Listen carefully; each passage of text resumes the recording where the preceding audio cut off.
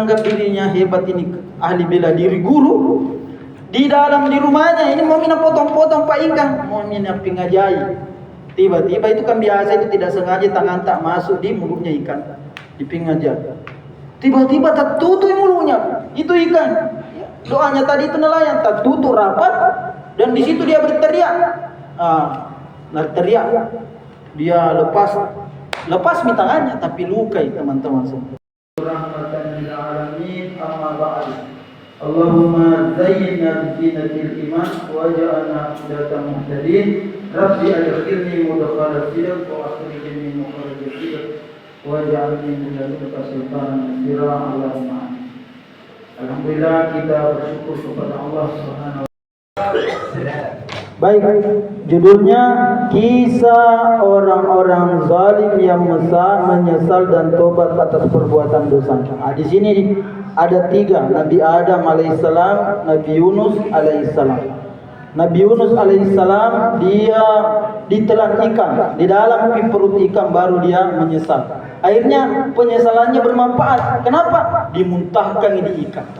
Ini pelajarannya. Dimuntahkan di ikan dan selamat, dan itu diabadikan kisahnya dalam Al-Quran. Baik, siapa yang kemarin di sini tidak tahu pergi mengaji? Acuk tahu nih? Pintar nih, alhamdulillah. Ini aku kasih kau hadiah Acuk. Bisa juga nak baca teman-teman. Ini bacaan salat. Biar dia Acuk ambil. Bacaan salat apa di sini ada semua tahara. Yang tidak tahu,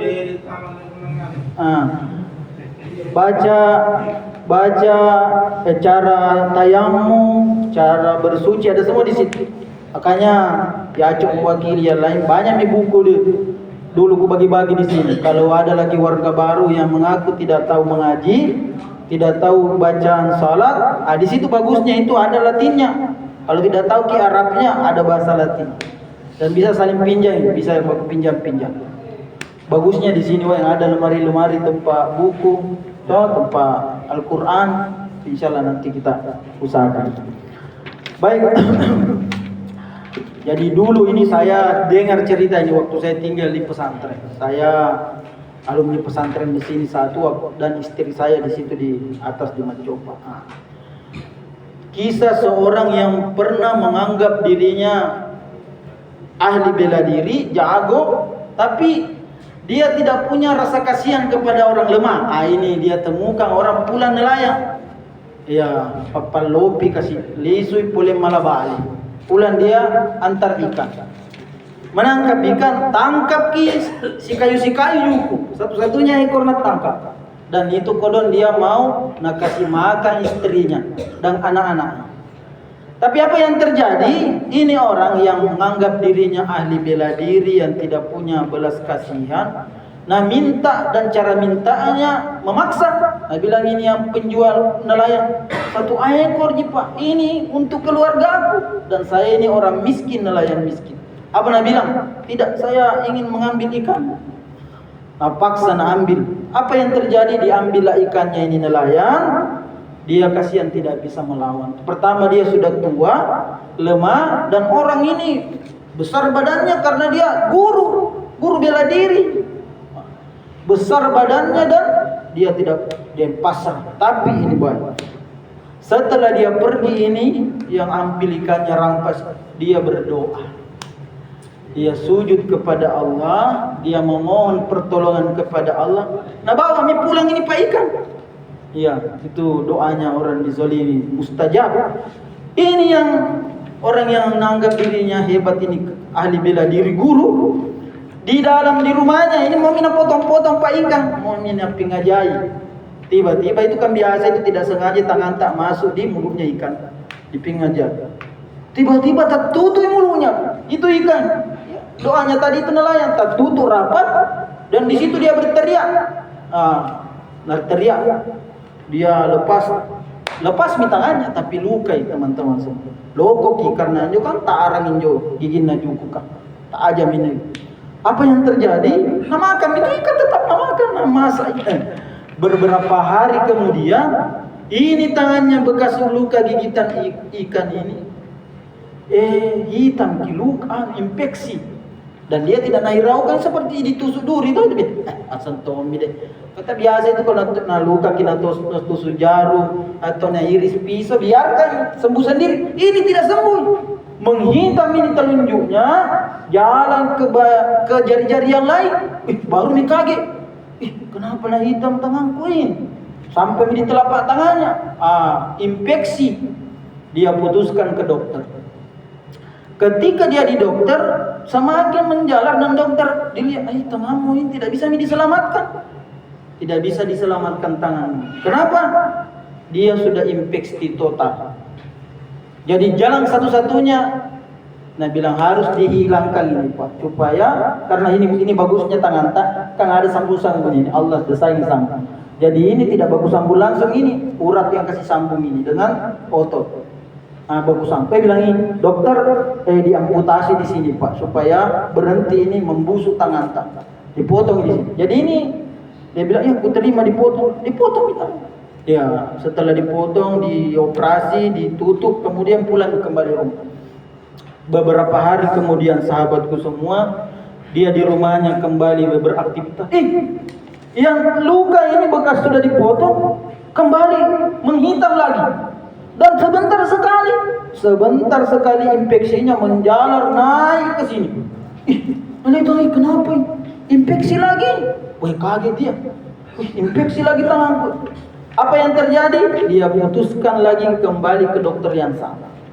Dia bilang, dokter, belum bisa sembuh total itu yang kita operasi. Ini infeksi lagi. Dia bilang, dokter, berarti dulu waktu dioperasi itu dia sudah menjalar ke tangan tapi kita tidak lihat, dipotong saja. Dipotong, dia bilang, dokter, dipotong sampai di siku.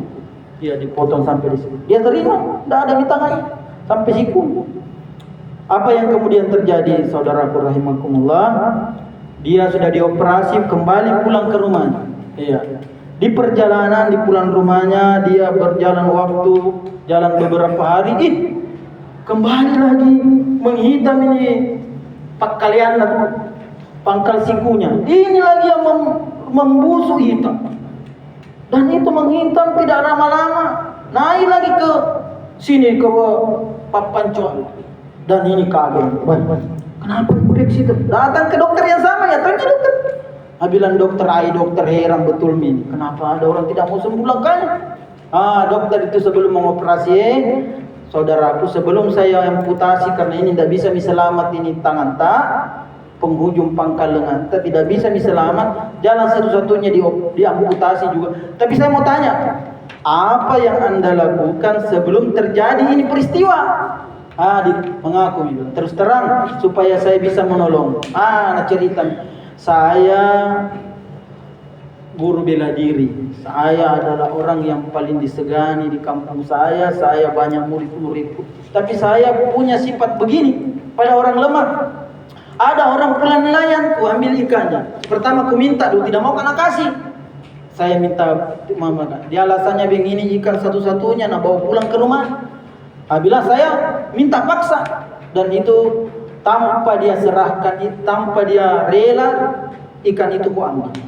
Saya setelah itu ikan itu bawa pulang, ku potong-potong ini ikan. Kenapa? Luka tanganku naik gigi, tertutup mulutnya. Nak bilang ini dokter, saudaraku, ini sebabnya. Barangkali orang yang kau salimi itu berdoa kepada Allah. Cari, kalau sudah kau operasi ini, dia bilang, kalau sudah aku potong ini baru sampai di baumu, cari itu pemilik ikan, minta maaf kau sama dia, karena kalau infeksi lagi nih mati-mami kau. Kenapa? Infeksinya kan masuk di jantungmu, masuk di dadamu, masuk di tubuhmu, tidak ada yang bisa dipotong. Karena kalau tidak ada boleh bisa dipotong badannya, yang kalau ini tangan sama kaki bisa jadi dipotong. Tapi kalau masuk di badan tidak bisa, jadi satu-satunya mati. Begitu udah, iya. Kalau kau minta maaf, kau dapat itu nelayan, minta maaf. Kalau penting ganti itu uang ikan yang pernah kau ambil, masya Allah. Setelah itu dipotong, dia berusaha cari, pergi betul cari siapa dulu nelayan begini ciri-cirinya, sampai dia cari ketemu dia berbelas kasih. Saudaraku, saya dapat musibah ini, hilang tangan. Kenapa bisa? Ya, saya setelah kau ambil ikanmu itu, ikan yang kau ku ambil dari kau itu ternyata melukai tanganku. Dan itu infeksi 3 kali dipotong tanganku ini. Minta doa. Dokter menyarankan saya mencari Anda supaya engkau memaafkan saya. Wih, ya Pak, ini bagusnya nelayan mau memaafkan. Tapi apa yang terjadi? Ada syaratnya. Ini pelajaran. Menjadi pendakwa ini orang. Ini bagusnya. Menjadi pendakwa ini yang foto tangannya. Kenapa? Nelayan ini begini. Ku maafkan ki Bapak, tapi ada syaratnya. Apa itu? Karena tangan takkan buntu tidak ada. Tapi saya kasih ki syarat, setiap ada orang lihat ki tangan tidak ada dan masuk ke pasar-pasar, kita bilang begini, marra'ani fala yadlimu syai'an. Siapa yang melihat tanganku ini buntung tidak ada, maka jangan berbuat zalim kepada orang lain. Saya ini dihukum Allah, dipotong tangan. Pokoknya setiap ada orang lihat ki Pak bilang ki marra'ani, jangan berbuat zalim. Itu berdakwah ki namanya, supaya orang tidak meniru Anda. Begitu bilang, ya saya siap. Jadi kau maafkan saya. Bilang ku maafkan ki, insyaallah. Saya ridho dulu Anda mengambil ikan saya dan saya memaafkan Anda. Setelah itu Pak, ini ajaibnya, tidak betul nih infeksi. Tidak infeksi betul ini tangannya sampai di dadanya. Dan apa yang terjadi teman-teman semua, menjadi pendakwa ini orang. Yang tadinya dia guru bela diri, tidak pernah pasang dirinya sebagai seorang ahli bela diri yang jago. Dia apalagi dia pergi berpakaian sederhana, masuk ke pasar-pasar, menjadi pendakwa di masjid-masjid. Dan setiap ada anak muda yang pernah dia diri dan bilang dirinya jago, saya dulu ajari kau bela diri. Jangan ku pernah merasa dirimu jago. Saya ini, kau lihat di tanganku buntung gara-gara doanya orang lemah. Nelayan yang saya pernah menganggap diriku hebat, ku ambil, ternyata Allah menghukum saya. Jangan kau berbuat zalim. Begitu terus. Ini orang Pak husnul khatimah, meninggal dalam kebaikan. Dan ini kisah nyata. Saya dapatkan kisah ini di pesantren. Dan juga ini dialami oleh Nabi dan Rasul terdahulu. Jadi Nabi dan Rasul itu mengaku bersalah. Akhirnya Allah selamatkan dia, Nabi Yunus alaihissalam. Dan teman-teman semua, doanya orang itu mustajab. Doanya itu mustajab. Allah mengatakan di dalam Al-Quran, tapi mohon ikuti. Wa idza sa'alaka ibadi anni fa inni qarib ujibu da'watad da'i idza da'ani falyastajibu li wal yu'minu bi la'allahum yarshudun. Dan apabila hamba-hambaku bertanya kepadamu tentang aku, maka sesungguhnya aku dekat. Aku kabulkan permohonan orang yang berdoa apabila dia berdoa kepadaku. Hendaklah mereka itu memenuhi perintahku dan beriman kepadaku agar mereka memperoleh kebenaran. Al-Quran surah Al-Baqarah ayat 186. Jadi sahabatku semua, ini kisah dijadikan pelajaran. Kita kan nanti ini sidang kita, bahwa bagaimana ada korban jangan malu-malu. Pemupuran kali maafkan. Kalau dia tidak maafkan, ini terserah mami dia. Iya, tidak mami dia. Tapi gunakan kesempatan itu nanti kalau sidang minta maaf sama dia. Karena itu kesempatan tak. Minta maaf kalau salah kak, aku dong. Minta maaf kalau tidak dimaafkan kak, ini rugi kak. Begitu caranya. Itulah gunanya sidang itu, dipertemukan itu kita dengan orang yang pernah kita berselisih. Kalau dia tidak maafkan, urusannya dia kepada Allah. Tapi kalau kita sudah mengajukan permohonan maaf, hilap ka anjuri lebat, larro ka kodong, saya marah, saya tidak sadar, maafkan kadi maafkan. Begitu seterusnya. Dan itu nilai, kasih tahu, nilai hakim itu Pak, nilai. Nah nilai siapa dipanggil? Nah nilai hakim itu, kalau kita melakukan sikap bermohon maaf kepada korban, hakim menilai ini orang bisa dikurangi ini hukuman. Banyak begitu. Nanti bahkan bacakan hakim, terdakwa yang mengurangi, yang dapat mengurangi hukumannya, dia menyesal dan meminta maaf kepada korban. Tapi kalau tidak, menjadi pemberat. Dan saudaraku semua, itulah gunanya ada nasihat. Saya di sini kan jalan tahun keempat di sini.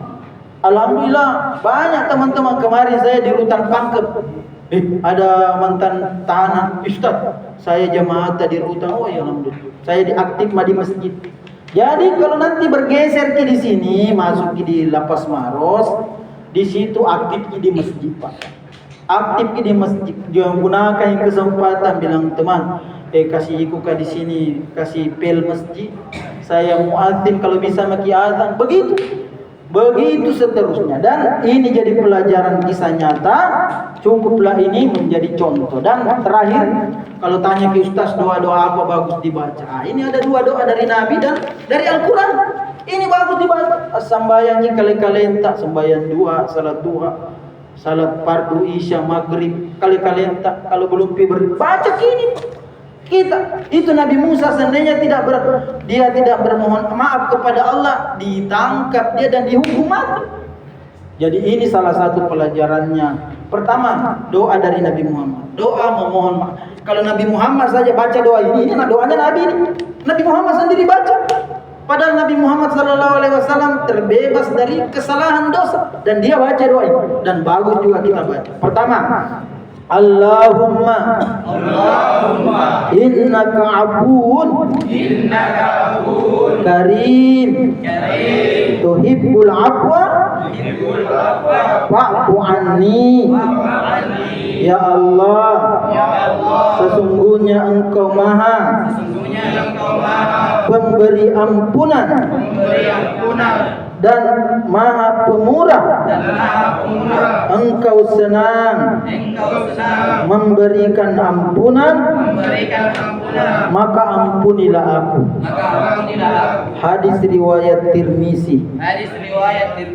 Nah, itu doa pertama. Ini diulang, hafal kini. Saya minta teman-teman hafal kini. Sudah kisalat, duduk-duduk boleh Pak dibaca. Ya Allah, ini kuulang-ulang boleh Pak. Dan ini adalah doa dari Nabi. Doa dari Nabi itu mustajab, bukan bikinan saya. Saya ini cuma kuperingkan, tulis gini. Dan itulah salah satu metode dakwah saya. Banyak Pak itu mau balik, tidak ada. Bagi ceramah apa sumpah? Apa tadi? Doa apa tadi itu bacakan ke Ustaz? Tidak menulis kita. Lupa ya saya itu Pak. Lebih 10 tahun berdakwah di penjara. Semua itu tulisan-tulisan kuku bagikan. Karena sebentar ini pergi atau masih bisa. Apa sumpah yang doa ya ajarkan ke Ustaz Hamka. Maukah bisa hafal-hafal? Ini Pak. Timpak Pak ulang-ulang. Dan itu kalau diulang-ulang dibaca dihafal gitu. Dapat maki ilmu. Ini hikmah di balik musibah. Itu yang pertama. Yang kedua doa kakek kita semua. Katanya kan se'rejibat tuntai. Tidak ada bedanya Pak. Suatu sumber tak kita ini. Yang polisi, yang napi, yang pejabat, yang dari mana? Kullukum min bani Adam. Semua kalian itu dari Adam. Semua asal dari Adam. Kakek kita dulu melakukan salah. Siapa dia? Nabi Adam. Wala taqraba hadhihi syajarah. Adam, tinggal mau di sini di surga, tapi jangan kau dekati ini pohon syajarah. Fatakuna minaz zalimin. Kalau kau dekati ini pohon, kau menjadi orang zalim. Apa yang terjadi? Karena setan sudah berjanji, saya akan goda anak cucu Adam. Maka ketika kakek kita semua, buyut kita lengah, datangi dia. Hal adullukum ala syajaratil khuldi. Mau kau kasih lihat pohon yang membuat kau abadi tinggal di surga ini? Dan wa mulkin la yabla. Kau tinggal di surga mulkin la yabla selama-lamanya. Nabi Adam tergoda.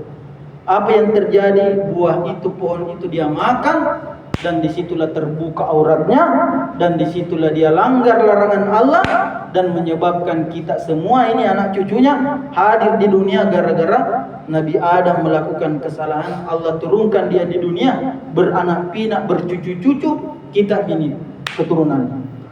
Kakek kita itu ketika dia berbuat salah menyesal, dan ini doanya bagus juga kita amalkan karena doa dari kakek kita semua. Rabbana zalamna anfusana wa illam taghfir lana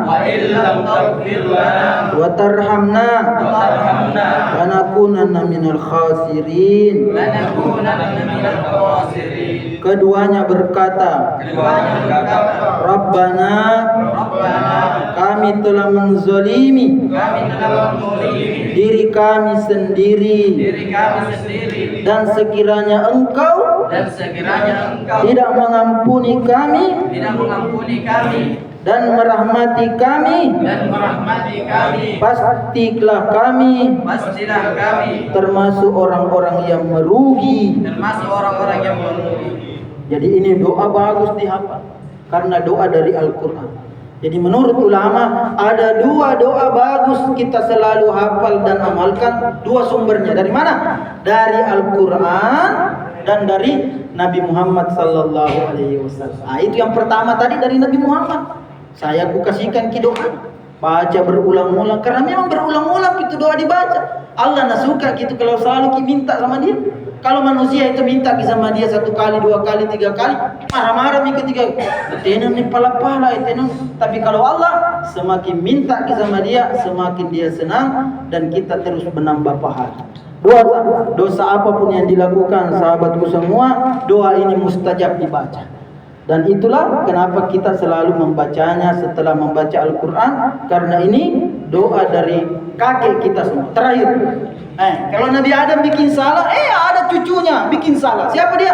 Nabi Yunus alaihissalam. Bayangkan Pak Nabi. Dan dia ini kalau aku kasih tahu, kalau kita itu penjarata di sini besi Pak, ini penjarata. Ada penjaganya, bisa dikasih tahu, bisa dibuka dulu Pak. Ada keluarga, bisa dibuka pintu Pak. Nah buka kami pintu sel. Tapi penjaranya Nabi Yunus ini bukan manusia, bukan besi. Apa? Jerujinya Pak. Giginya itu ikan. Tidak ada yang jaga di situ, tidak ada orang berdiri. Kalau di sini kan ada yang berdiri, bisa kita mana bicara. Penjaranya Nabi Yunus itu adalah giginya ikan. Itu ring pertamanya. Yang kedua bibirnya ikan. Yang ketiga itu di lautan. Makanya dia disebut fi zulumat, salasat zulumat, 3 kegelapan. Nabi Yunus. Tapi akhirnya penjaranya Nabi Yunus itu yang giginya ikan tidak bisa dibuka kecuali ikan itu mau buka giginya. Biar dia lolos di dalam bisa lari-lari, tapi kan giginya ikan ini tidak bisa terbuka. Apa yang membuat giginya itu ikan terbuka? Inilah doanya Pak. Jadi pelajarannya kalau mau juga hukuman ponista nanti ringan, bisa diterima ridho. Ini doanya Pak Nabi Yunus alaihissalam. Doanya yang membuat ikan itu langsung berenang ke pinggir pantai dan memuntahkan itu Nabi Yunus alaihissalam gara-gara doa ini. La ilaha illa anta, subhanaka, inni kuntu minadz zalimin. Tiada Tuhan selain Engkau, Maha suci Engkau. Sesungguhnya aku termasuk orang-orang yang zalim. Inilah doa sahabatku semua, saya mohon dihafal. Ini yang bisa ku kasih, saya tidak bisa kasih makanan, tapi ku kasih lebih berharga daripada makanan. Apa itu? Makanan jiwa Pak. Manusia ini butuh 2 itu makanan. Makanan badannya itu nasi, air, dan makanan jiwanya. Apa itu makanan jiwa? Ilmu yang membuat hatinya, ku terima ini cobaan. Membuat Allah dia maafkan dia. Dan inilah ku kasih sahabatku semua. Kertas ini saya sampaikan, jangan campakkan, jangan buang. Kalau bergeser di lapas Maros, dibaca-baca. Banyak misalnya Pak binaanku, na telepon bebas. Ustaz bisa kita datang ceramah di sini? Siapa kita? Saya Ustaz Ya jamaah dulu di Rutampang. Ih, di mana kita dapat nomor?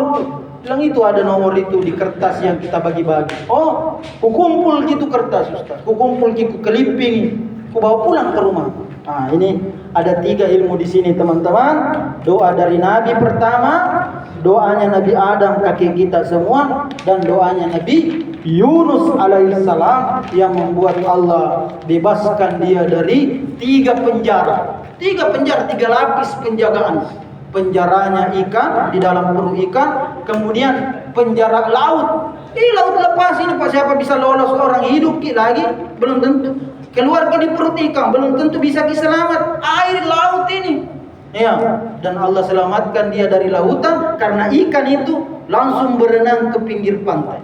Kemudian dia di gelapnya malam. Jadi gelapnya perut ikan, gelapnya lautan, dan gelapnya malam. Dan Nabi Yunus bebas dari semua itu. Gara-gara doa la ilaha illa anta subhanaka inni kuntu minadz zalimin. Ini yang kita sampaikan, pelajaran dari hikmah kisah tadi orang yang pernah berbuat zalim dan dia minta maaf. Saya arahkan kepada teman-teman kalau sidang nanti jangan malu-malu.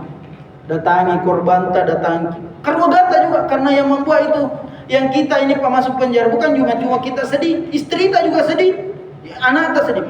Maafkan anak. Nanti kalau selesai ujianku ini insyaallah saya akan melakukan hal-hal baik. Begitu caranya dari musibah yang kita dapatkan. Terima kasih. Kita tutup dengan doa berjamaah. Bismillahirrahmanirrahim. Allahumma salli wa sallim wa barik alaihi. Amin. Allahumma qsim lana min khasyatika ma tahulu bihi bainana wa baina ma'siyatik, wa min ta'atika ma tuballighuna bihi jannatak, wa min al-yaqini ma tuhawwinu bihi alaina masa'ibad dunya. Allahumma matti'na bi asma'ina wa absarina ma ahyaitana waj'alhu waritha minna waj'al tha'rana 'ala man zalamana wansurna 'ala man 'adana wala taj'al musibatana fi dinina wala taj'alid dunya akbara hammina wala mablagha ilmina wala tusallit alaina man la yakhafuka fina wala yarhamuna. Rabbana zalamna anfusana wa illam taghfir lana wa tarhamna lanakunanna minal khasirin. La ilaha illa anta subhanaka inna kunna minadz zalimin. Rabbana atina min ladunka rahmatan wa hayyi lana min amrina rasyada. Rabbana adkhilna mudkhala sidq wa akhrijna mukhraja sidq waj'alna min ladunka sultanan nasira. Rabbana taqabbal minna innaka antas samiul alim wa tub alaina innaka antat tawwabur rahim. Wa sallallahu ala sayyidina Muhammad wa alihi washabbihi wasallam. Wa ma taufiqi illa billah alaihi tawakkaltu wa ilaihi unib. Ikuti semua. Subhanakallahumma wa bihamdika asyhadu an la ilaha illa anta astaghfiruka wa atubu ilaik. Assalamualaikum warahmatullahi wabarakatuh.